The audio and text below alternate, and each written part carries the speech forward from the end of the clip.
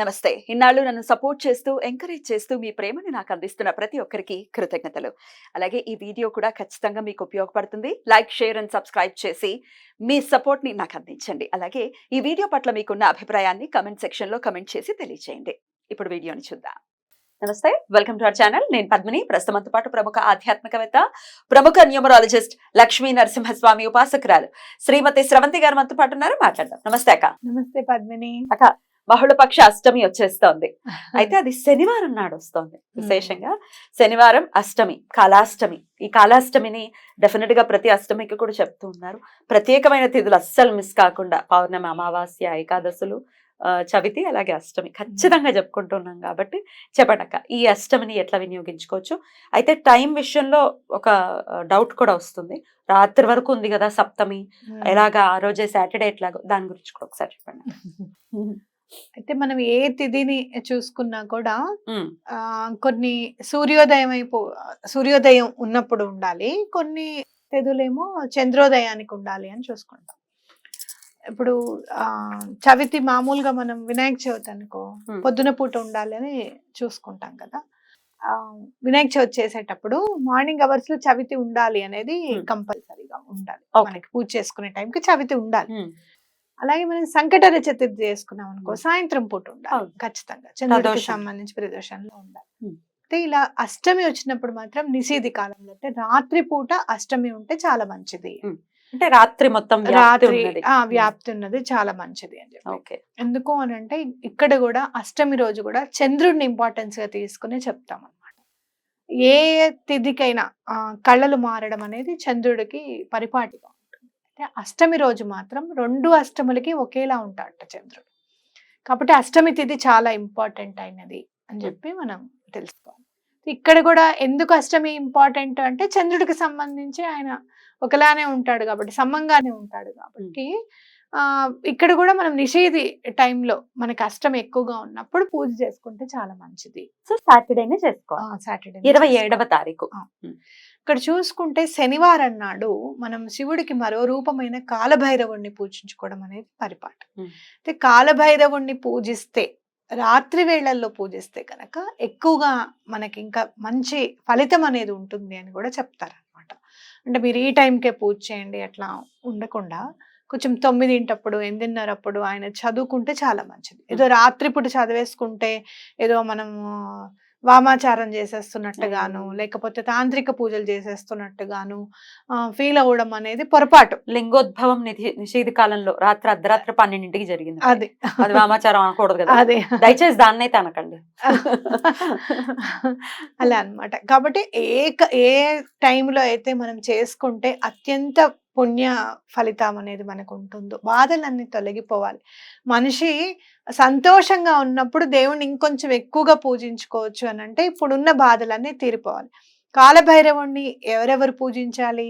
శని బాధలు ఎక్కువగా ఉన్నాయి, జాతకంలో శని మహర్దశ నడుస్తుందండి, అస్సలు బాగుండట్లేదండి, లేకపోతే బాగుందండి ఇంకా కొంచెం బాగుంటే ఇంకా పురోగతి అనేది ఇంకా ఉండాలి జీవితంలో అనుకున్నప్పుడు, లేదంటే ఏళ్ళనాటి శని ఉంది అని చెప్పి భయపడుతున్న వాళ్ళు, అలాగే అర్ధాష్టమ శని అనేది ఉంటుంది, అలాంటి బాధలు ఉన్న వాళ్ళు ఎవరైనా కూడా మనకి కాలభైరవుణ్ణి పూజిస్తే, శనికి ఏమి ఇష్టమో తెలుసా?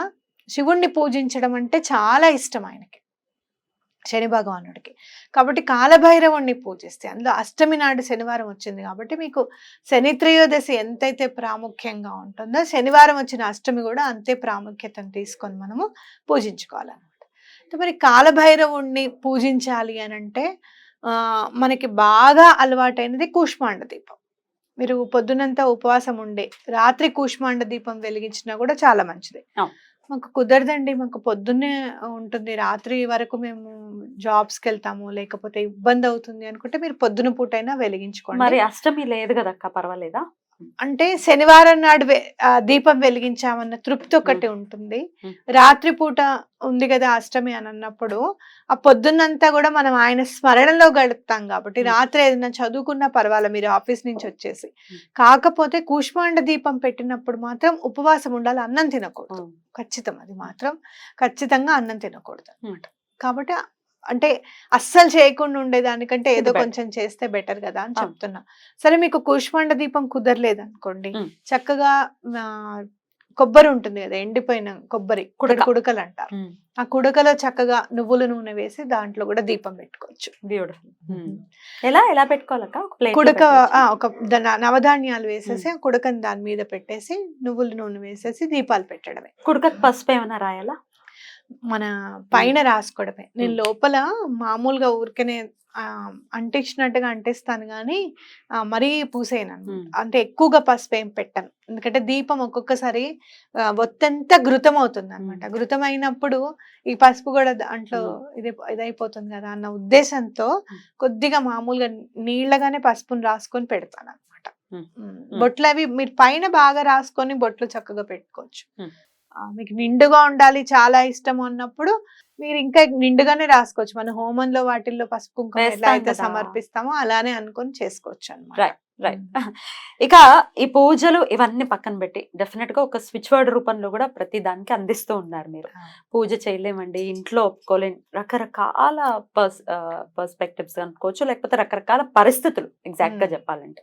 ఇంట్లో ఒప్పుకోరు, అలవాటు లేదు, ఆనవాయితీ లేదు, ఓపిక లేదు, టైం లేదు. You take n number of reasons, you get n number of reasons. మరి దీన్ని కాంపన్సేట్ చేస్తూ, రీజన్స్ ని కాదు పూజని కాంపన్సేట్ చేస్తూ ఏదైనా స్విచ్ వర్డ్ ఉందా? మీరు చూస్తే గనక కాలభైరవుడి పూజలో మీరు చూస్తే గనక నేచర్ కి ఆయన కూడా చాలా ఇంపార్టెన్స్ ఇచ్చినట్టు అనిపిస్తుంది నాకు. అంటే ఇప్పుడు కూష్మాండ దీపం కానివ్వు, లేకపోతే కుడకల్లో దీపం అయినా కానివ్వు, అలా న్యాచురల్ గా వచ్చేవి ఏమైనా కూడా చాలా పూజలో ఇన్వాల్వ్ చేస్తే మంచిది. మీరు ఇక్కడ ఏం చేస్తారు అంటే తేనె బాటిల్ కొనుక్కోండి. చిన్న బాటిల్ దొరుకుతుంది తేనెది, చక్కగా స్వచ్ఛమైన తేనె ఎక్కడ దొరుకుతుందో అక్కడే తీసుకోండి. అది తీసుకొని మూత ఓపెన్ చేసి స్వామి దగ్గర పెట్టేసి చక్కగా కాలభైరవ అష్టకం మీరే చదువుకోవచ్చు. చదువుకొని bring praise divine, bring praise divine, bring praise divine అని చదవండి. మీరు కావాల్సుకున్న మిరకిల్ జరిగి తీరుతుంది అనమాట. ఏ మిరకిల్ అయినా జరుగుతుంది. బ్రింగ్ ప్రేజ్ డివైన్ మనకి అనిపిస్తుంది. మిరకిల్ అంటే ఏంటి అంటే మనం ఏదన్నా కోరిక తీరినప్పుడు మన మైండ్ ఇది అవ్వదు, ఇది అయ్యే కోరిక కాదు, ఇది తీరే పని కాదు అని అనిపిస్తూ ఉంటుంది మనకి. ఖచ్చితంగా బ్రింగ్ ప్రేజ్ డివైన్ అని అనుకోండి, ఎటువంటి పరిస్థితుల్లోనూ మీకు పని అవుతుంది అనమాట. ఎన్నిసార్లు అనుకోమంటారు? 28 times. కాకపోతే నేను ఎప్పుడు కూడా నెంబర్ మీద కౌంట్ పెట్టుకోకండి అని చెప్తాను.